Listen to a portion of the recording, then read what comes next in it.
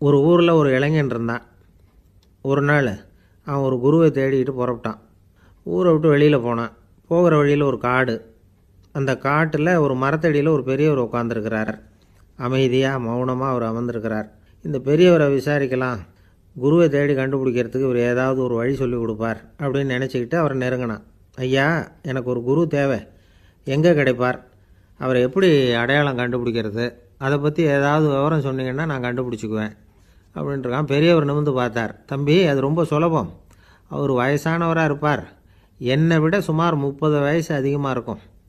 அவர் ஒரு மரத்தடியில் தான் உட்காந்துருப்பார் அப்படின்ட்டுருக்கான். சரிங்க பெரியவரே, அது என்ன மாதிரியான மரம், எப்படி இருக்கும் அப்படின்னு கேட்டிருக்கான். பெரியவர் அந்த விவரங்களையும் சொல்லியிருக்கிறாரு. அது மட்டும் இல்லை, சந்திக்கிற நாள், நேரம், வினாடி முதற்கொண்டு எல்லா விவரங்களையும் துல்லியமாக சொன்னாராம். இவ்வளவு விவரங்களை இவரால் எப்படி சொல்ல முடியுது அப்படின்னு இவனுக்கு ஆச்சரியம். இருந்தாலும் அந்த பெரியவர் கடைசியாக ஒரு விவரம் சொன்னார். அது என்ன தெரியுமா, எப்படியும் நீ அவரை சந்திக்கிறதுக்கு ஒரு 30 வருஷம் ஆகும் அப்படின்னு சொல்லிவிட்டாராம். ரொம்ப நன்றிங்க பெரியவரே அப்படின்னு சொல்லிவிட்டு அந்த இளைஞன் புறப்பட்டுருக்கான்.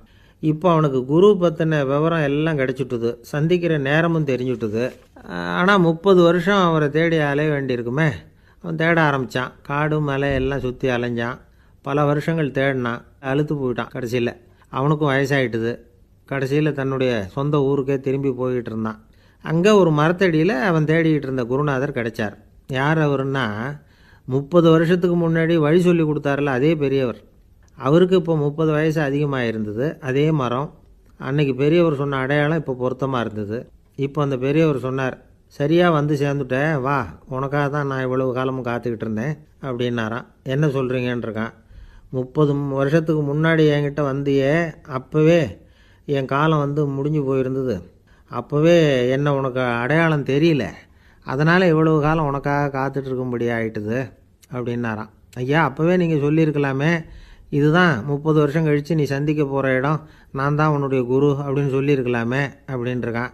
அந்த பெரியவர் சிரிச்சுக்கிட்டே இதுக்கு பதில் சொன்னாராம். நான் எவ்வளவோ விவரமாக தான் சொன்னேன், நீ சரியாக புரிஞ்சிக்கல. காரணம், அப்போது நீ போதுமான அளவுக்கு பக்குவம் பெற்றிருக்கவில்லை.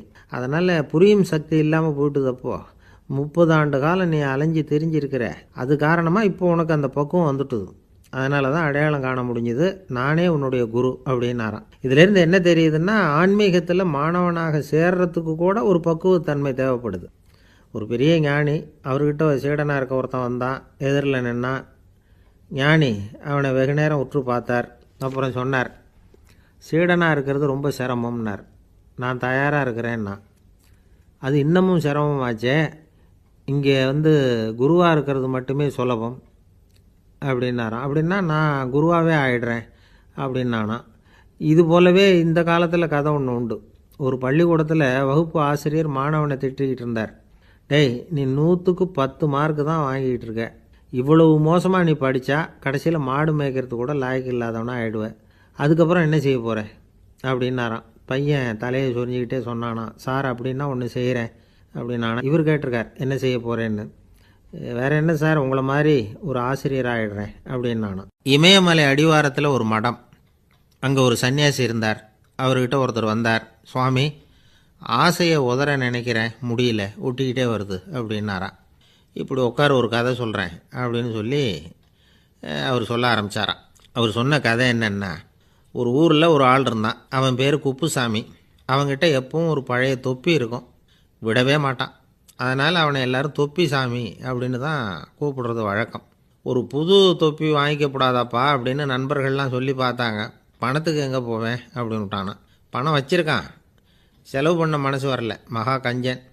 பழைய பாட்டில்கள்லாம் வாங்கி விற்றுக்கிட்டு இருந்தான். அப்படி ஒரு தடவை பழைய கண்ணாடி சாமான்களை ஏலத்தில் எடுத்தப்போ அதில் ஒரு அருமையான சென்ட்டு பாட்டில் கிடச்சிது. உடனே ஒரு ஐடியா பண்ணான். அந்த சென்ட்டை வந்து சின்ன சின்ன பாட்டில்களில் அடைச்சி ஜன்னல் ஓரமாக அடுக்கி வச்சுட்டான். அதை விற்றா நிறைய பணம் கிடைக்குமே. அதனால் இதுக்கு இடையில் ஒரு நாள் அவன் வந்து அப்படியே உட்காந்துருந்தான். அந்த நேரம் நண்பன் வந்தான். ஏண்டா, உன் பழைய தொப்பியை மாற்றப்படாதா, ஊரில் எல்லோரும் கேலி பேசுகிறாங்களே ஒன்று தொப்பி சாமின்னு அப்படின்னு சொல்லி கேட்டிருக்கான். இந்த சென்ட்டு பாட்டில் விற்றதும் பணம் வரும், அதுக்கப்புறம் பார்க்கலாம் அப்படின்னு நானா இவன். சரி வா, நீச்சல் குளத்துக்கு போயிட்டு வருவோம் அப்படின்னு கூப்பிட்ருக்கான் நண்பன். 2 பேரும் போனாங்க. அதே நேரம் அந்த ஊர் நீதிபதியும் அங்கே குளிக்க வந்தாராம். அவர்கிட்ட இருந்தது விலை வசந்த ஒரு புது தொப்பி. அதை அங்கே இருந்த ஸ்டாண்டில் மாட்டிவிட்டு குளிக்க போனார். இதுக்கிடையில் குப்புசாமி குளிச்சுட்டு வந்தான். அவனுடைய பழைய தொப்பியை காணலை. அந்த புது தொப்பியை பார்த்தா இது நண்பனுடைய வேலை தான் அப்படிங்கிறதாக புரிஞ்சுக்கிட்டு அதை எடுத்து மாட்டிகிட்டு வந்துட்டான். நீதிபதி குளிச்சுட்டு வந்து பார்க்குறாரு, தொப்பியை காணும். போலீஸில் புகார் கொடுத்தார். அவங்க வந்து தேடினாங்க. ஒரு மூலையில் பழைய தொப்பி கிடச்சிது. அடடா, இது நம்ம குப்புசாமியோட தொப்பி இல்லையா அப்படின்னு நானா ஒருத்தன். உடனே அவன் வீட்டுக்கு தேடிட்டு போயிருக்காங்க. அங்கே போய் பார்த்தா புது தொப்பி அங்கே இருக்குது. உடனே அவனுக்கு 1000 ரூபா அபராதம் போட்டாங்களாம். அவன் பணத்தை கட்டிவிட்டு ரொம்ப எரிச்சலோடு வீட்டுக்கு வந்தான். பழைய தொப்பி கண்ணில் பட்டுது. மறுபடியும் உன்னால் தானே எனக்கு 1000 ரூபா நஷ்டம் அப்படின்னு சொல்லி அதை எடுத்துக்கிட்டு அப்படி போயிருக்கான். அந்த ஊர் குளத்தில் வீசி எரிஞ்சிட்டு வந்துட்டான். அது மீன் பிடிக்கிற ஒருத்தன் கையில் சிக்கிச்சு. அவன் வர்ற வழியில் அதை எடுத்து வேகமாக வீசி எறிஞ்சான். அது நேராக குப்புசாமி வீட்டு ஜன்னல் வழியாக உள்ளே வந்து இந்த சென்ட்டு பாட்டில்கள் மேலே உழுந்து எல்லாம் உடஞ்சி நொறுங்கி போச்சு. குப்புசாமி பார்த்தான். தோட்டத்தில் ஆழமாக ஒரு குழியை வெட்டினான். அந்த தொப்பியை போட்டான், மூடிவிட்டான். இதை அடுத்த வீட்டுக்காரன் பார்த்தான். ஏதோ புதையல் தான் வச்சுருக்கான் போல இருக்குன்னு நினச்சான். போலீஸில் போய் புகார் கொடுத்துட்டான். மறுபடியும் போலீஸ் குழியை தோண்டினாங்க. பழைய தொப்பி மறுபடியும் வெளியில் வந்தது. எல்லோரும் சிரிக்கிறாங்க. அன்னைக்கு ராத்திரியே அந்த தொப்பியை எடுத்துக்கிட்டு நேராக புறப்பட்டான். ஒரு கல்லில் அதை சேர்த்து கட்டி குடிநீர் தொட்டி இருக்கும்ல, அதில் போட்டுட்டு வந்துட்டான். இனிமேல் என்ன பண்ணும் பார்ப்போன்னு. ஒரு நாள் திடீர்னு குழாயெல்லாம் அடைப்பட்டு போச்சு. மாநகராட்சி அலுவலர்கள் வந்து என்னன்னு பார்த்தா அந்த பழைய தொப்பி குழாயை அடைச்சிக்கிட்டு இருக்குது. இது குப்புசாமியோட தொப்பிங்கிறது தான் எல்லாருக்கும் தெரியுமே. உடனே குடிநீரை வந்து பாழாக்கணத்துக்காக குப்புசாமிக்கு கோர்ட்டு 2500 ரூபா அபராதம் போட்டுவிட்டுது. அதையும் கட்டிவிட்டு வெளில வந்தான். கடைசியாக முடிவு பண்ணான். ஒரு நெருப்பு குச்சியை கிழிச்சான். தொப்பியை கொளுத்தினான். எரிஞ்சுது. எடுத்து வெளில எரிஞ்சான். கொஞ்ச நேரத்தில் தீ அணைப்பு படம் வந்துட்டுது. ஆமாம், இவன் எடுத்து எரிஞ்சது வெளியில் விழுந்து வீட்டு கூரையே பற்றிக்கிட்டு எரிய ஆரம்பிச்சுட்டுது. அவனோட பணத்தாசையும் அதோடு சேர்ந்து எரிஞ்சு போச்சான். இப்படி ஒரு கதை. இந்த கதையை சொல்லி முடித்தார் அந்த இமயமலை அடிவாரத்தில் இருந்த சன்னியாசி. இப்போ அந்த குப்புசாமி எங்கே இருக்கிறான்னு கேட்டார் எதிரில் இருந்தவர். இதோ உன் எதிரிலே இருக்கிறான், நான் தான் அந்த குப்புசாமி அப்படின்னாரான் அந்த சன்னியாசி. அந்த குப்புசாமிகிட்ட இருந்தது மாதிரி ஒரு பழைய தொப்பி நம்ம ஒவ்வொருத்தர்கிட்டையும் உண்டு. அதை எப்படி தொலைக்கிறதுன்னு தெரியாமல் தடுமாறிக்கிட்டு இருக்கிறோம். அது என்ன தொப்பிங்கிறீங்களா? அதுதான் நம்மை சூழ்ந்திருக்கிற மாயை அப்படிங்கிறார் சுவாமி சின்மயானந்தர். மெய்ஞானம் கிடைக்கிறப்போ மாயை வந்து எரிஞ்சு போகும் அப்படிங்கிறது அவருடைய கருத்து. நம்மால் ஒருத்தர் வேகமாக ஓடி வந்தார். காலில் மாட்டியிருந்த பழைய செருப்பு ரெண்டையும் ஆவேசமாக தூக்கி ஒரு கிணத்துல போட்டுட்டு வெறுங்காலோடு நடந்து வந்துக்கிட்டு இருக்கிறார். ஏன் அப்படி பண்ணீங்க அப்படின்னு கேட்டோம். அந்த செருப்புக்கு சொந்தக்காரன் வந்து பின்னாடி வந்துக்கிட்டு இருக்கிறான், அதனால் அப்படி பண்ணேன் அப்படிங்கிறார் இவர். காசியில் இருக்கிற கடவுள் காசி விஸ்வநாதர், அங்கே இருக்கிற தேவி காசி விசாலாட்சி. இவங்க 2 பேரும் ஒரு நாள் பேசிக்கிட்டு இருந்தப்போ கடவுள் சொன்னார், இந்த மனிதர்களை நாம் ரொம்பவும் நம்பிக்கையோடு தான் படைச்சிருக்கிறோம். இருந்தாலும் அவங்களுக்கு தான் நம்பிக்கை இல்லை, எதுலேயும் ஒரு உண்மையான நம்பிக்கை இல்லாமல் வாழ்ந்துக்கிட்டு இருக்கிறாங்க அப்படின்னார். என்ன அப்படி சொல்கிறீங்க? அதோ பாருங்கள், எவ்வளவு பேர் காசியை தேடிட்டு வந்து கங்கையில் குளிச்சுக்கிட்டு இருக்கிறாங்க. அவங்களெலாம் நம்பிக்கை இல்லைன்னா இவ்வளவு தூரம் தேடிட்டு வந்து இங்கே குளிப்பாங்களா அப்படின்னு நாங்கள் தேவி. சரி, அதை சோதித்து பார்க்கலாம் அப்படின்னு 2 பேரும் முடிவு பண்ணிக்கிட்டாங்க. உடனே ஒரு திட்டம் போட்டாங்க. அது எப்படின்னா, நாம் 2 பேருமே பக்தர்கள் மாதிரி உருவத்தை மாற்றிக்கிட்டு கங்கை கரைக்கு போக வேண்டியது. நான் வந்து கங்கையில் இறங்கி குளிக்கிறேன். கொஞ்ச நேரத்தில் சுழலில் மாட்டிக்கிட்டது மாதிரி நடிக்கிறேன். நீ உடனே கரையிலிருந்து சத்தம் போடு, என்னோடய வீட்டுக்காரரை யாராவது காப்பாற்றுங்களேன்னு சத்தம் போடு. அதோடு இன்னொன்று சொல்லு, யாராவது ஒரு புண்ணிய ஆத்மா அவர்கிட்ட போய் அவருடைய முடியை பிடிச்சி இழுக்கணும். அப்படி ஒரு சாபம் இருக்குது எங்களுக்கு. புண்ணிய ஆத்மா, அதாவது எந்த பாவமும் செய்யாத இல்லாத ஒருத்தர் தான் அவரை காப்பாற்ற முடியும். அப்படிப்பட்டவங்க யாராவது வெள்ளத்தில் குதித்து என்னுடைய கணவரை காப்பாற்றுங்கோ அப்படின்னு நீ சத்தம் போடு, கூச்சல் போடு, என்ன நடக்குதுன்னு பார்க்கலாம் அப்படின்னார் கடவுள். சரின்னு சொல்லி 2 பேருமா சாதாரண பக்தர்கள் மாதிரி கங்கை கரைக்கு வந்து சேர்ந்தாங்க. அவர் இறங்கி குளித்தார். திட்டம் போட்டது மாதிரியே சுழலில் மாட்டிக்கிட்டது மாதிரி கத்துனார். கரையில் இருந்த அந்த அம்மா, ஐயோ என் கணவரை காப்பாற்றுங்களேன், யாராவது காப்பாற்றுங்களேன்னு கத்துனாங்க. பல பேர் ஓடி வந்தாங்க. உடனே இவங்க, பாவம் இல்லாத புண்ணிய ஆத்மா ஒருத்தரால் தான் என்னுடைய கணவர் காப்பாற்றப்படணுங்கிறது விதி, அப்படி ஒரு சாபம் இருக்குது, அதனால் புண்ணிய ஆத்மா யாராவது அவர்கிட்ட போய் அவர் முடியை பிடிச்சி தூக்குனா அவரை காப்பாற்றி போடலாம் அப்படின்னாங்க. இவங்க இப்படி சொன்னதும் எல்லாரும் திகைச்சு போய் நின்றுட்டாங்க. ஒவ்வொருத்தருக்கும் அவங்க செஞ்ச பாவம்லாம் ஒவ்வொன்றா ஞாபகத்துக்கு வர ஆரம்பிச்சுட்டுது. சரி, இதுக்கு நாம லாயக்கு இல்லை அப்படின்னு சொல்லி ஒதுங்கி போக ஆரம்பிச்சிட்டாங்க எல்லாம். இந்த சமயத்தில் யாரோ ஒருத்தர் வேகமாக ஓடி வந்தார். ஆற்றுல குதிச்சார். அவர்கிட்ட போனார், முடியை பிடிச்சார், தூக்குனார், அவரை காப்பாற்றி கரைக்கு கொண்டுட்டு வந்துட்டார். அப்படி காப்பாற்றின அந்த ஆளை இவங்க 2 பேரும் தனியாக கூப்பிட்டுக்கிட்டு ஒரு மண்டபத்துக்கு வந்துட்டாங்க. வந்து விசாரிக்கிறாங்க. நீ யாரப்பா அப்படின்னு கேட்குறாங்க. ஏதும் தெரியாத மாதிரி. நான் இந்த ஊர் அன்ன சத்திரத்தில் வேலை செய்கிற ஒரு சமையல்காரன் அப்படிங்கிறார். நீ வந்து கங்கையில் குளிக்கிறது உண்டான்னு கேட்டிருக்காங்க. நான் இந்த ஊர்லேயே தான் இருக்கிறேன், இருந்தாலும் தினமும் கங்கையில் குளிக்கிறதில்ல, எப்பாவது ஒரு நாள் அங்கே குளிப்பேன் அப்படின்னார். கங்கையில் மூழ்கி எழுந்திரிச்சா பாவம்லாம் தொலையும்னு சொல்கிறாங்க. அப்படி இருக்கிறப்போ அங்கே இன்றைக்கி கங்கையில் குளிச்சுக்கிட்டு இருக்கிறவங்கெல்லாம் தங்களை வந்து புண்ணிய ஆத்மாவா நினைக்கல. கங்கையில் குளிக்காத நீ உன்னை வந்து புண்ணிய ஆத்மாவா நினச்சி என்னை காப்பாற்ற வந்திருக்கிற, அது எப்படி அப்படின்னு கேட்டார். அதுக்கு அந்த ஆள் சொல்கிறான், கங்கையில் குதித்ததுக்கு அப்புறம் தானே உங்களை காப்பாற்ற போகிறோம். அப்படி குதிக்கும் பொழுது என்னுடைய பாவம்லாம் போயிருக்கும்ல, நான் புண்ணிய ஆத்மாவாக ஆயிருப்பேனே, அதனால தான் துணிஞ்சு வந்து உங்களை காப்பாற்றினேன் அப்படின்னா. கடவுளும் தேவியும் அவனுக்கு வந்து காட்சி கொடுத்தாங்களாம். இப்படி ஒரு கதை உண்டு. அதாவது கங்கையில் குளிச்சுக்கிட்டு இருக்கிறவங்களுக்கே தங்களுடைய பாவம் போகுங்கிற நம்பிக்கை பரிபூர்ணமாக இல்லை. குளிக்காத ஒருத்தனுக்கு அந்த நம்பிக்கை இருந்தது. அதனால் அவனால் கடவுளை பார்க்க முடிஞ்சது. கடவுளை வந்து நாமளும் பார்க்க முடியுமா முடியாதா அப்படிங்கிற குழப்பம்லாம் நமக்கு வேண்டியதில்லை. நம்பிக்கையோடு வாழணுங்கிற உண்மையை மட்டும் இந்த கதையிலேருந்து புரிஞ்சுக்கிட்டால் போதும். ஏன்னா இந்த கதையை கேட்டுட்டு ஒரு நண்பன் குதர்க்கமாக ஒரு கேள்வி கேட்டான். ஏன் சார், கங்கையில் குளித்தா பாவம் போயிடும்னு சொல்கிறீங்களே, நான் எனக்கு வேண்டாத ஒருத்தனை அழைச்சிட்டு போய் கங்கையிலேயே தள்ளி விட்டுட்டு அதுக்கப்புறம் அங்கேயே முழுக்க போட்டுட்டு நான் செஞ்ச பாவத்தை வந்து அதுலேயே கழுவி விட்டுட்டு மறுபடியும் உங்ககிட்ட வந்துடுறேன்னு வச்சுக்கோங்க, நீங்கள் என்னை வந்து புண்ணிய ஆத்மான்னு ஏற்றுக்குவீங்களா அப்படிங்கிறான். ஆள் கொஞ்சம் ஆசைந்தான், நம்மளே அங்கே அழைச்சிட்டு போனாலும் போயிடுவான். வாழ்க்கையில் சில சந்தர்ப்பங்களில் நாம் வந்து சில அவமானங்களை சந்தித்தே தீர வேண்டியிருக்கு. என்ன பண்ணுறது, காலம் அப்படி. அவமானப்படுறவங்க உடனே அடங்கி போய்டுறது தான் உலக வழக்கம். அவமானப்பட்டால் உடனே சீறி எழறவங்களும் உண்டு. ஆனால் அதையே ஒரு சவாலாக எடுத்துக்கிட்டு முன்னுக்கு வர்றவங்களும் சில பேர் இருக்கிறாங்க. அவங்க ரொம்ப அபூர்வம். இன்றைக்கி மனோதத்துவ நிபுணர்கள்லாம் என்ன சொல்கிறாங்க தெரியுமா? அவமானப்பட்டுட்டா உடனே அடங்கி போயிடக்கூடாதான், அதையே ஒரு சவாலாக எடுத்துக்கிட்டு மனசில் ஒரு வைராக்கியத்தோடு முயற்சி பண்ணினா வாழ்க்கையில் எல்லாரும் முன்னேறலாமா. அவமானங்கிறத நாம் வந்து வைராக்கியமாக மாற்றிக்கணும், அதுதான் வெற்றிக்கு வழி. ராமர் வந்து இந்த பூமியில் பிறந்ததே ஒரு வைராக்கியத்தினால தான் சார் அப்படின்னார் ஒருத்தர். எப்படிங்க அது அப்படின்னு கேட்டேன்.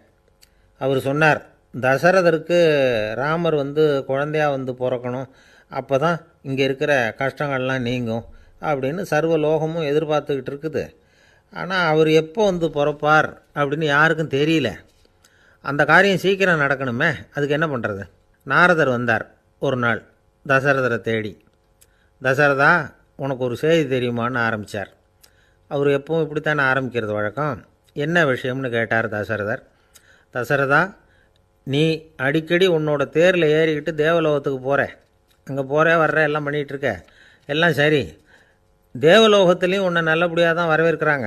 தேவேந்திரன் உன்னை பிரியமாக அழைச்சிட்டு போய் தன்னுடைய அரியாசனத்திலேயே தனக்கு பக்கத்திலேயே உட்கார வைக்கிறான். நீயும் சந்தோஷமாக உட்காந்து பேசிவிட்டு வந்துடுற. ஆனால் நீ இங்கே வந்ததுக்கு அப்புறம் அங்கே என்ன நடக்குது தெரியுமா உனக்கு அப்படின்னாரான் நாரதர். என்ன நடக்குது எனக்கு ஒன்றும் தெரியலையே அப்படின்னாரான் தசரதர். நாரதர்கிட்ட வந்து கிட்டத்தில் வந்து கேட்டிருக்கார், கொஞ்சம் சொல்லுங்கள் என்னது அப்படின்னு. அவர் நெருங்கி வந்தாரான் நாரதரும். மெதுவாக அவர் காதோட காதாக சொன்னாராம். அதாவது நம்ம பாஷையில் சொல்லப்போனால் பற்ற வைக்கிறார். நீ அங்கே தேவேந்திரங்கிட்ட உட்காந்து பேசிவிட்டு வந்த பிறகு நீ அங்கே உட்காந்துருந்த அரியாசனத்தை தண்ணி ஊற்றி கழுவி சுத்தப்படுத்துகிறாங்க. நீ என்ன அந்த அளவுக்கு சுத்தம் இல்லாத ஆளா, தினம் குளிக்காமையாக இருக்கிற அப்படின்னாராம். தசரதருக்கு இது ரொம்ப அவமானமாக போயிட்டுது. அப்படியே செய்கிறாங்க அப்படின்னாராம். ஆமாம், நீ வேணும்னா நான் சொல்கிறது உண்மையா இல்லையா அப்படின்னு சோதனை பண்ணி பார்த்துக்கோ அப்படின்னாரான் நாரதர். உடனே தசரதர் இதுக்காகவே புறப்பட்டு தேவலோகம் போனார். அங்கே வழக்கம் போலவே இவரை கூப்பிட்டு உட்கார வச்சு பேசிக்கிட்டு இருந்தான் தேவேந்திரன். கொஞ்ச நேரம் பேசிக்கிட்டு இருந்துட்டு சரி நான் கிளம்புறேன்னு புறப்பட்டார். சரி அவனும் வாசல் வரைக்கும் வந்து வழி அனுப்பி வச்சுட்டு உள்ளே போயிட்டான். தசரதர் வெளியில் கொஞ்சம் நேரம் மறைஞ்சி இருந்துட்டு மெதுவாக உள்ளே எட்டி பார்த்தார் என்ன நடக்குதுன்னு. நாரதர் சொன்னது உண்மைதான். தசரதர் உட்காந்துருந்த ஆசனத்தை அங்கே 2 தேவர்கள் கழுவி சுத்தப்படுத்திக்கிட்டு இருக்கிறாங்க. தசரதரால் இதை தாங்கிக்க முடியல. அவருக்கு ரொம்ப அவமானமாக போச்சு. நேராக கிடுகிடுன்னு தேவேந்திரங்கிட்டே போனார். நான் உட்காந்துருந்த இருக்கையே சுத்தம் பண்ணுறியே, நான் என்ன அந்த அளவுக்கு பாவியா அப்படின்னு கேட்டார். ரொம்ப கோபமாக கேட்டார். தசரதரே, மனுஷனுக்கு 3 கடன்கள் உண்டு. தேவ கடன், ரிஷி கடன், பித்ரு கடன். இதை தீர்க்காதவன் பாவியாகிறான். இதில் மகனை பெறுவதால் தான் பித்ரு கடன் தீரும். உனக்கு மகன் கிடையாது, அதனால் நீ பாவியாகிற. பாவி உட்காந்துருந்த இடம்ங்கிறதுனால அதை சுத்தம் செய்ய வேண்டியது எங்கள் கடமை அப்படின்னு நானான் தேவேந்திரன். இந்த இடத்துல தசரதருக்கு ஏற்பட்ட அவமானம் ஒரு வைராக்கியமாக மாறிச்சு. தேவேந்திரனே கேட்டுக்கோ, ஒரு மகனை பெற்ற பிறகு தான் இந்த சபையில் மறுபடியும் அடி எடுத்து வைப்பேன் அப்படின்னு சொல்லிவிட்டு போயிட்டாராம். போய் புத்திர காமேஷ்டி யாகம் பண்ணார். புத்திரர்கள் பிறந்தார்கள். இந்த கதையில் உள்ள கருத்து என்னென்னா, தேவேந்திரன் தசரதரை அப்படி அவமானப்படுத்தலைன்னா அவருக்கு இப்படி ஒரு வைராக்கியம் பிறந்திருக்குமா யோசித்து பார்க்கணும். நமக்கு ஏற்படுகிற சில அவமானங்களையும் வைராக்கியமாக மாற்றிக்குவோம். அப்படி மாற்றிக்கிட்டோம்னா வாழ்க்கையில் வந்து முன்னேறலாம். நம்ம ஆளுங்க சில பேர் அவமானத்தை வந்து வைராக்கியமாக மாற்றிக்கிறது எப்படி தெரியுமா? நம்மக்கிட்ட ஒரு பையன் சொன்னான், எங்கள் அப்பா என்னை எல்லாருக்கும் முன்னாடி வச்சு திட்டிவிட்டார், பொறுப்பு இல்லாமல் ஊர் சுற்றுறேன்னு சொல்லி அவமானப்படுத்தி விட்டார். இனிமேல் நீ என் முகத்திலேயே முழிக்காதரா போடான்னு வேற சொல்லிவிட்டார். எனக்கு ரோஷம் வந்துட்டுது. அந்த அவமானத்தை வைராக்கியமாக மாற்றிக்கிட்டேன். அன்னையிலேருந்து அவர் முகத்திலேயே முழிக்கிறது இல்லை அப்படின்னா. அப்படியான்னு கேட்டோம். ஆமாங்க, அவர் வீட்டில் இல்லாத நேரமாக பார்த்து உள்ளே சமையல் கட்டுக்கு போய் சாப்பிட்டுட்டு நைஸாக வெளியில் வந்துடுவேன் அப்படிங்கிறான் அவன். ஜவஹர்லால் நேரு பிரதமராக இருந்த சமயம் அவர் ஒரு தடவை சென்னைக்கு வந்திருக்கிறார். இங்கே சில முக்கிய நிகழ்ச்சிகளில் கலந்துக்கிறதுக்காக வந்திருந்தார். ஆளுநர் மாளிகையில் ஒரு நாள் ராத்திரி தங்கி மறுநாள் புதுடெல்லி புறப்படுறதாக ஏற்பாடு. நிகழ்ச்சியிலெல்லாம் முடிச்சுக்கிட்டு ஆளுநர் மாளிகையில் தங்கியிருக்கிறார். அன்றைக்கு இரவு படிக்கிறதுக்கு ஒரு முக்கியமான புத்தகம் அவருக்கு தேவைப்பட்டது. அந்த சமயத்தில் உலக அளவில் ஒரு முக்கியமான பொருளாதாரம் சம்பந்தமான ஒரு புத்தகம் வெளியாகி இருக்கிற விஷயம் அவருக்கு தெரியும். அந்த புத்தகம் மெட்ராஸுக்கு வந்திருக்குமா, அது இங்கே கிடைக்குமா அப்படின்னு விசாரிச்சிருக்கிறார் நேருஜி. அவர் இப்படி கேட்ட உடனே அங்கே இருந்தவங்கெல்லாம் ரொம்ப பரபரப்பாக செயல்பட ஆரம்பிச்சுட்டாங்க. முக்கியமான இடங்கள்ல எல்லாம் விசாரிச்சிருக்கிறாங்க அந்த புத்தகம் உங்ககிட்ட இருக்கான்னு. சென்னையில் உள்ள கன்னிமாரா நூல் நிலையத்துக்கு எப்படியும் அந்த புத்தகம் வந்திருக்கணும் அப்படின்னு ஒரு நம்பிக்கை. அங்கே விசாரித்தாங்க. அந்த புத்தகம் 2 நாளைக்கு முன்னாடி தான் அங்கே வந்திருக்குது அப்படிங்கிற விஷயம் தெரிஞ்சுது. உடனே எல்லோரும் அங்கே ஓடினாங்க. அவங்களுக்கு இன்னொரு சந்தேகம், புத்தகம் வந்திருக்கு சரி, அது இந்த சமயத்தில் வேறு யாரும் படிக்கிறதுக்கு எடுத்துகிட்டு போயிருக்கக்கூடாதே அப்படிங்கிற சந்தேகம் இருந்தாலும் மனசுக்குள்ளே ஒரு தைரியம். இப்படி ஒரு புத்தகம் வெளிவந்திருக்கிற விஷயமே நேருஜி சொல்லி தான் நமக்கே தெரியும். அதுவும் இல்லாமல் உலக பொருளாதாரம் சம்பந்தமான ஏதோ ஒரு புத்தகம் அது. அதை போய் இந்த நேரத்தில் அவ்வளவு ஆர்வமாக யார் எடுத்துகிட்டு போயிட போகிறாங்க அப்படிங்கிற தைரியம். இந்த தைரியத்தோடு அந்த நூல் நிலையத்துக்கு ஓடினாங்க. புத்தகத்தை தேடினா அது கிடைக்கல. யாரோ எடுத்துகிட்டு போயிருக்கிறாங்க. நேருவுக்கு மட்டுமே தெரிஞ்சிருந்த அந்த புத்தகம் பற்றின விஷயம் சென்னையில் வேற ஒருத்தருக்கும் தெரிஞ்சிருக்குது. உடனே எல்லாரும் பரபரப்பாக அந்த அதுக்குன்னு இருக்கிற ரிஜிஸ்டர் இருக்குல்ல, பதிவேடு, அதை புரட்டி பார்க்குறாங்க யார் எடுத்துகிட்டு போகிறாங்கன்னு தெரிஞ்சுக்கிறதுக்காக. எடுத்துகிட்டு போனவங்க அதில் கையெழுத்து போட்டிருப்பாங்கல்ல, அதை பார்த்து யாருன்னு தெரிஞ்சுக்கலாம் அப்படிங்கிறதுக்காக தான் அதை புரட்டுறாங்க. அதோ அந்த புத்தகத்தோட பேர் பக்கத்தில் அதை எடுத்துக்கிட்டு போனவங்க கையெழுத்து உத்து பார்க்குறாங்க எல்லாரும். அதில் போட்டிருக்குது பேர் CN அண்ணாதுரை அப்படின்னு எழுதியிருந்தது. அவர் தான் பேரறிஞர் அண்ணா. நேரு படிக்க விரும்பின ஒரு புத்தகத்தை அதே நேரம் படிக்க விரும்பின இன்னொரு தலைவர் இவர். படிக்கிறதுல அவருக்கு இருந்த ஆர்வத்தை நாம் தெரிஞ்சுக்கணும்னா அதுக்கு எவ்வளவோ சம்பவங்கள் இருக்குது. கடைசி காலத்தில் அவர் அடையாறு மருத்துவமனையில் படுத்திருக்கிறார். அவருக்கு ஒரு முக்கியமான அறுவை சிகிச்சை செய்ய வேண்டியிருக்குது அவசரமாக. அமெரிக்காவிலேருந்து டாக்டர் மில்லர் வந்திருக்கிறார். அவர்கிட்ட கேட்குறார், டாக்டர் நாளைக்கே அறுவை சிகிச்சை செய்ய போகிறீங்களா அப்படின்னு. ஆமாங்கிறார் டாக்டர் மில்லர். நாளைக்கு மறுநாள் செஞ்சுக்கிறேனே அப்படின்னாரான் அண்ணா. ஏன் ஏதாவது நாள் பார்க்குறீங்களான்னு கேட்டிருக்கார். இல்லை, ஒரு புத்தகத்தை படிச்சுக்கிட்டு இருக்கிறேன், அதை நாளைக்குள்ளே முடிச்சிருவேன், அதுக்கப்புறம் நான் இறந்தாலும் கவலை இல்லை அப்படின்னாரான் இவர். அவர் தான் அறிஞர் அண்ணா. சங்ககால நூல்கள்லேருந்து சமீபத்தில் வந்த நூல்கள் வரைக்கும் எல்லாம் அவர் படிச்சிருக்கிறார். ஒரு திருமண விழாவில் அவர் பேசும்பொழுது சொன்ன விஷயம் இது. சங்க காலத்தில் காதலியை மணக்க விரும்புகிறவனுக்கு அவனுடைய தந்தை வீர சோதனைகள்லாம் வைப்பார். போய் புலிப்பல் கொண்டுக்கிட்டு வா, அப்போ தான் என் பொண்ணை கொடுப்பேன் அப்படின்னு சொல்லுவார். காதலன் உடனே காட்டுக்கு போவான், ஒரு புலியை கொன்று அதனுடைய பல்லை கொண்டுக்கிட்டு வருவான். அதை வீர பதக்கத்தில் பதித்து அவனுக்கு மாமனார் சூட்டுவார் கல்யாண சமயத்தில். இப்போலாம் காதலன் கிட்ட அப்படி சொல்ல முடியாது. இப்போலாம் காதலன்கிட்ட காட்டுக்கு போய் புலிப்பல் கொண்டுக்கிட்டு வான்னு யாராவது சொன்னால் புலி தான் மாப்பிள்ளையாக வந்து சேரும் அப்படின்னார். ஒரு கடைக்கு போனேன், 5 ரூபா பணத்தை எடுத்து கொடுத்தேன். ஒரு தினசரி பத்திரிகையை கேட்டேன். அவர் உடனே அங்கே அடுக்கி வச்சுருந்த பத்திரிகையில் ஒன்று எடுத்து என் கையில் கொடுத்தார். வாங்கிக்கிட்டேன். மீதி பணத்தை எடுத்தார். அதையும் என் கையில் கொடுக்கணும்ல, கொடுக்கல. எதிரில் இருந்த பலகையில் வச்சு எடுத்துக்க சொன்னார். எப்பவும் அவர் அப்படி தான் பண்ணுவார். நானும் எடுத்துக்கிட்டு வந்துடுவேன். இவர் ஏன் இப்படி பண்ணுறாருங்கிறது எனக்கு ரொம்ப நாளாக ஒரு சந்தேகம். ஒரு நாள் அவர்கிட்டயே இதை கேட்டுவிட்டேன். ஏங்க, நீங்கள் உங்கள் கடைக்கு வந்து பொருள்கள் வாங்குறவங்களுக்கு நீங்கள் பாக்கி சில்லறையை கொடுக்குறப்போ பலகையில் வச்சு விட்றீங்க, கையில் கொடுக்க மாட்டேங்கிறீங்களே, ஏன் அப்படின்னு கேட்டேன். காசை கையில் கொடுத்தா நம்மக்கிட்ட இருக்கிற லட்சுமி போயிடுவா சார் அப்படின்னார். அதாவது பணம் செலவாயிடும் அப்படின்னு அர்த்தமா. இன்னொரு நண்பர், அவர் ஒரு நாள் வழக்கத்துக்கு மாறாக ரொம்ப சோகமாக உட்காந்துருக்கிறார். ஏங்க என்னாச்சு, ஏன் இப்படி கப்பலே கவிழ்ந்தது மாதிரி உட்காந்துருக்குறீங்க அப்படின்னு கேட்டேன். கப்பலே கவிழ்ந்திருந்தா கூட நான் இப்படி கவலைப்பட மாட்டேன் சார், வேற ஒன்று நடந்து போச்சுன்னார். என்னன்னு கேட்டேன். என் உச்சந்தலையில் பல்லி ஒன்று விழுந்துட்டுதுன்னார். அதுக்காகவா இப்படி அப்படின்னு ஆச்சரியப்பட்டேன். ஆமாங்க, பல்லி உச்சந்தலையில் விழுந்தால் பலன் என்னன்னு பஞ்சாங்கத்தில் பார்த்தேன், மரணம்னு போட்டிருக்கு அப்படின்னு சொல்லிவிட்டு அவர் தொடர்ந்து கவலைப்பட ஆரம்பிச்சிட்டார். இப்படியும் ஒருத்தர், என் கூட வேலை பார்க்குற ஒருத்தர் எப்படி தெரியுமா, தினமும் வலது காலை வச்சு தான் ஆஃபீஸுக்கு உள்ளே நுழைவார். என்னைக்காவது தவறுதலாக இடது காலை வச்சு உள்ளே வந்துட்டார்னா அன்னைக்கு பூரா மனசு சங்கடப்படுவார். எந்த வேலையும் சரியாக ஓடாது. கேரம் போர்டு ஆடுற ஒருத்தர் எப்போ ஆட உட்காந்தாலும் ஸ்ட்ரைக்கரை கை தவறி கீழே விழுற மாதிரி பண்ணி அதுக்கப்புறம் அதை எடுத்துக்கிட்டு ஆட உட்காருவார். ஏன்னா எப்போவும் ஒரு தடவை நிஜமாகவே அது வந்து கை தவறி கீழே விழுந்திருக்குது. அன்னைக்கு பிரமாதமாக ஜெயிச்சுட்டார். உடனே ஒரு முடிவுக்கு வந்துட்டார், கை தவறுனா லாபம் அப்படின்னு. அதுக்கப்புறம் அதையே பழக்கமாக்கிக்கிட்டார். பூனை குறுக்க போனால் சகுனம் சரியில்லைன்னு நினைக்கிறவங்க உண்டு. ஆனால் ஒருத்தர் எப்படி தெரியுமா, அவர் வெளியில் கிளம்புற சமயம் பக்கத்து வீட்டு ரேடியோவில் மியாவ் மியாவ் பூனை குட்டின்னு பாட்டு சத்தம் கேட்டால் கூட போதும், சகுனம் சரியில்லைன்னு பிரயாணத்தை கேன்சல் பண்ணிவிடுவார். இப்போ இவ்வளவும் எதுக்கு சொல்கிறோம்னா, அளவுக்கு மீறின சகுன நம்பிக்கைகள் இருக்குது பாருங்கள், இதோட பயமும் சேர்ந்துக்கிட்டதுன்னு வச்சுக்கோங்க, இது ஒருத்தருடைய மனநிலையை பாதிச்சிடும். இது வந்து உளவியல் நிபுணர்கள் சொல்கிற கருத்து. வாழ்க்கையே தடுமாற வச்சிரும். பாதுகாப்பு இல்லாத உணர்வு, ஒரு விதமான டிப்ரெஷன் மனநிலை, இதெல்லாம் தான் இதுக்கு காரணமாக அமையலாம். சில பேர் காய்கறி நறுக்க கத்தியை கையில் எடுத்தால் கூட நேரம் சரியாக இருக்கா அப்படின்னு பார்த்துட்டு தான் வேலையை ஆரம்பிக்கிறது வழக்கம்.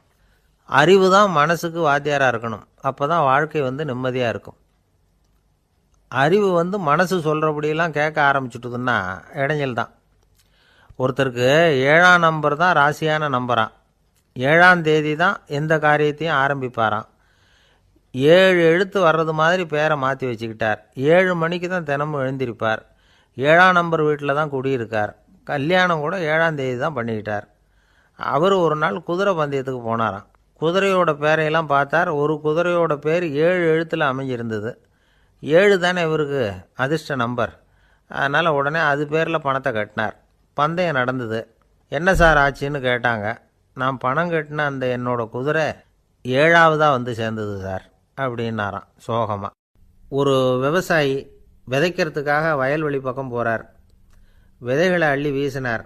அப்போ என்ன ஆச்சுன்னா, சில விதைகள் வந்து பாதை ஓரத்தில் விழுந்தது, சில விதைகள் முள் செடிகள் மண்டி இருந்த புதருக்கு இடையில் விழுந்தது, சில விதைகள் நல்ல நிலத்தில் விழுந்தது.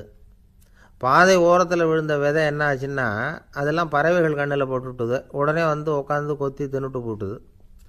அதிகமாக மண் இல்லாத பாறை பகுதியில் விழுந்த விதையெல்லாம் லேசாக வேர் விட்டு முளைக்க ஆரம்பிச்சிது.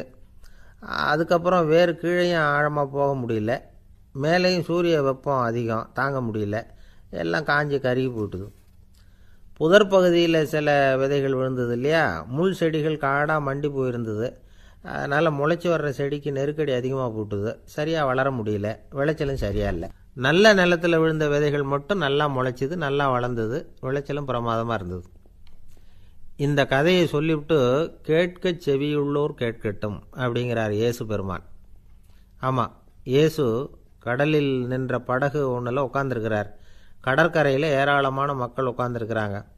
அந்த சமயத்தில் தான் இயேசு ஓமைகள் மூலமாக மக்களுக்கு பல உண்மைகளை சொல்லிகிட்டு இருக்கிறார்.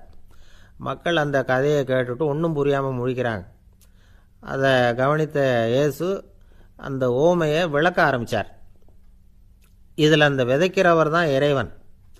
அவருடைய வார்த்தைகளை விதைக்கிறார். அந்த வார்த்தைகளை கேட்கிற மக்கள் அந்த விழுந்த விதைகள் மாதிரி 4 வகையானவர்கள். சில பேர் பாதை ஓரத்தில் விழுந்த விதைகள் மாதிரி. இறைவன் வார்த்தைகளை அவங்க கேட்குறாங்க, ஆனால் தீய எண்ணங்கள் செய்கைகள் மூலமாக விதைக்கப்பட்ட வார்த்தைகள் அழிஞ்சு போடுது. இறைவன் வார்த்தைகளை கேட்ட உடனே மகிழ்ந்து போய் உடனே சில பேர் அதை ஏற்றுக்கிறாங்க. இவங்கெல்லாம் அந்த பாறை பகுதியில் விழுந்த விதைகள் மாதிரி. அதனால் இவங்கெல்லாம் வேறு இல்லாதவங்க. கொஞ்ச காலத்துக்கு இறை வார்த்தைகளுக்கு கீழ்ப்படிந்து நடப்பாங்க. அதனால் ஏதாவது இடைஞ்சல் ஏற்பட்டால் உடனே தடுமாறுவாங்க. தங்கள்கிட்ட இருக்கிற நல்ல பண்புகளை விட்டுட்டு பாவ வழிகளுக்கு போயிடுவாங்க. முள் செடிகளுக்கு இடையில் விழுந்த விதைகள் மாதிரி உள்ளவங்க யாருன்னா, இவங்களுக்கு உலக கவலை உண்டு, செல்வத்தின் மீது மயக்கம் உடையவர்கள். உலக ஆசைகள் இவங்களுக்குள்ளே பூந்துடுறதுனால அங்கே இருக்கிற நல்ல பண்புகள் மறைஞ்சு போயிடுது. அதனால் அவங்களும் உபயோகம் இல்லாதவங்களாக ஆயிடுறாங்க. நல்ல மனிதர்கள் நல்ல நிலத்தில் விழுந்த விதைகளுக்கு ஒப்பானவர்கள். இவங்க இறை வார்த்தையை கேட்குறாங்க, அதை ஏற்றுக்கிறாங்க, அவங்களும் நல்லபடியாக வாழுறாங்க, அடுத்தவங்களுக்கும் உபயோகமாக இருப்பாங்க. இதுதான் இயேசு சொன்ன விளக்கம். நல்ல வார்த்தைகளை கேளுங்கள், நல்ல வார்த்தைகளை ஏற்றுக்கொள்ளுங்கள், அடுத்தவங்களுக்கு உபயோகமாக இருங்க. இதுதான் பெரியவங்கள்லாம் நமக்கு சொல்லுகிற உபதேசம். ஒரு அப்பா தன்னுடைய மகனுக்கு உபதேசம் பண்ணார். இதை பாருப்பா, நல்ல வார்த்தைகளை கேட்கணும், எப்போதுமே மகன் அப்பா பேச்சை கேட்குறது நல்லது அப்படின்னாராம். நீ ஏதாவது ஒரு தப்பு பண்ணால் என் தலையில் ஒரு முடி நரைச்சி வெள்ளையாக போடும்பா, நீ செய்கிற ஒவ்வொரு தப்புக்கும் என் தலையில் ஒவ்வொரு முடி வெள்ளையாயிடும் அப்படின்னாராம். பையன் யோசித்தான், அப்பா இப்போ தான் எனக்கு புரியுது, தாத்தாவோட தலைமுடி பூராவும் வெள்ளையாக இருக்கிறதுக்கு என்ன காரணம்ங்கிறது எனக்கு இப்போ தான் புரியுது அப்படின்னானா. ஒரு ஊரில் ஒரு ராஜா இருந்தார். அவர் ஒரு பூனை வளர்த்தார். ரொம்ப செல்லமாக அவர் அந்த பூனையை வளர்த்தார். அவர் என்ன பண்ணுவார் தெரியுமா? இரவு நேரத்தில் அந்த பூனையோட தலையில் ஒரு விளக்கை வச்சுருவார். அந்த பூனை ரொம்ப ஜாக்கிரதையாக அந்த விளக்கு கீழே விழுந்துடாமல் பார்த்துக்கும். தலையை ஆட்டாமல் ரொம்ப நிதானமாக ராஜா பின்னாடி நடந்து போய்கிட்டே இருக்கும். அந்த விளக்கு வெளிச்சத்தில் எல்லா வேலைகளையும் செஞ்சுருவார். கையில் ஒரு விளக்கை தனியாக எடுத்துகிட்டு போக வேண்டிய அவசியமே இல்லை. விளக்கை தூக்கிட்டு போகிற வேலையை அந்த பூனை பார்த்துக்கும். அதனால் ராஜாவுக்கு அந்த பூனை மேலே ரொம்ப பிரியம். மந்திரிகளையெல்லாம் கூப்பிட்டு அவங்கக்கிட்ட சொல்லுவார், பார்த்தீங்களா இந்த பூனை எவ்வளவு விசுவாசமாக நடக்குது, என் பேரில் எவ்வளவு மரியாதை பார்த்தீங்களா அதுக்கு அப்படிம்பார். இதை கேட்டுவிட்டு அங்கேருந்த அமைச்சர்களில் ஒருத்தர் சொன்னார், மன்னா நீங்கள் சொல்கிறது சரிதான், இருந்தாலும் இந்த பூனையோட விசுவாசத்தை நாம் கொஞ்சம் சோதித்து பார்க்க வேண்டியிருக்கு அப்படின்னாராம். சரி, உங்கள் ஆசையை ஏன் கெடுக்கணும், நல்லா சோதித்து பாருங்கள் அப்படின்னு சொல்லிவிட்டார் ராஜா. உடனே அந்த அமைச்சர் என்ன பண்ணார் தெரியுமா? எங்கேயோ புறப்பட்டு போனார். ஒரு 5-6 எலிகளை பிடிச்சிக்கிட்டு வந்தார். அரண்மனையில் ராஜா ஏதோ வேலை பார்த்துக்கிட்டு இருக்கிறாரு. பக்கத்தில் அந்த பூனை ரொம்ப பணிவாக நின்றுக்கிட்டு இருக்குது. அது தலையில் விளக்கு எரிஞ்சிக்கிட்டு இருக்கு. அமைச்சர் தான் பிடிச்சிக்கிட்டு வந்த எலிகளை அந்த பூனை பார்வையில் படுறது மாதிரி எதிரில் விட்டார். அந்த எலிகள்லாம் அங்கேயும் இங்கேயும் ஓட ஆரம்பிச்சிது. அதை பார்த்தது பூனை. அவ்வளவுதான். தலையில் இருக்கிற விளக்கை பற்றியும் கவலைப்படலை, ராஜாவை பற்றியும் கவலைப்படலை. ஒரே பாய்ச்சலாக பாஞ்சு எலிகளை துரத்த ஆரம்பிச்சுட்டுது. தலையில் இருந்த விளக்கு எங்கேயோ போய் விழுந்தது, அணைஞ்சு போச்சு. இருட்டில் ராஜா தடுமாற ஆரம்பிச்சுட்டார். இந்த சமயத்தில் அந்த அமைச்சர் மறுபடியும் விளக்கை ஏற்றினார். வெளிச்சம் வந்தது. அதுக்கப்புறம் அந்த அமைச்சர் பேசினார், அரசே, பூனையோட விசுவாசத்தை பார்த்தீங்களா? எலி அது கண்ணில் படுற வரைக்கும் தான் விசுவாசமாக இருந்தது. அது மாதிரி எலியை பார்த்ததும் எல்லாத்தையும் விட்டுட்டு அதை துரத்த ஆரம்பிச்சுட்டு பார்த்தீங்களா? தான் அந்த பூனையை பற்றி நினச்சது தப்புங்கிறது அதுக்கப்புறம் தான் அந்த ராஜாவுக்கு புரிஞ்சுதான். சரி, இப்போ எதுக்கு இந்த கதையெல்லாம் அப்படிங்கிறீங்களா? இந்த பூனை மாதிரி தான் நம்ம மனசும். மனசை எவ்வளவு தான் பயிற்சி கொடுத்து பக்குவமாக வச்சுருந்தாலும் பார்க்குறதுக்கு பரமசாது மாதிரி தான் இருக்கும். பார்க்க வேண்டியதை பார்த்துட்டுதுன்னா பாஞ்சிரும். இந்த பூனை மாதிரி புலன் இன்ப பொருள்கள் கிட்டாத வரைக்கும் மனம் அடங்கி இருக்கிறது மாதிரி தான் தெரியும். கொஞ்சம் வாய்ப்பு கிடைச்சாலும் அது குதிக்க ஆரம்பிச்சிரும், தப்பு பண்ண ஆரம்பிச்சிரும். பெரிய பெரிய முனிவர்கள் வாழ்க்கையில் நடந்த வீழ்ச்சி இதை தான் நிரூபிக்குது. புலன்களின் ஆற்றல் அதிகம், அதனால் மனக்கட்டுப்பாடு பயிற்சிகளில் ரொம்ப எச்சரிக்கையாக இருக்கணுங்கிறார் சுவாமி சிவானந்தர். மது பழக்கத்தையே விட்டுவிட்டேன்னு உறுதியாக இருப்பான். கடை கண்ணில் பட்டுவிட்டுதுன்னா கால் அவனை கேட்காமலே இழுத்துக்கிட்டு உள்ளே போயிடும். இதுதான் மனசுங்கிறது. அதுதான் அந்த ராஜா வளர்த்த பூனை. நம்மால் ஒருத்தன் அந்த ராஜா பூனை தலையில் விளக்க வச்சது மாதிரி இவன் தன்னுடைய தலையிலேயே ஒரு விளக்கை ஏற்றி வச்சுக்கிட்டு என்னத்தையோ தேட ஆரம்பித்தான். தேடிக்கிட்டு இருக்கிறான்.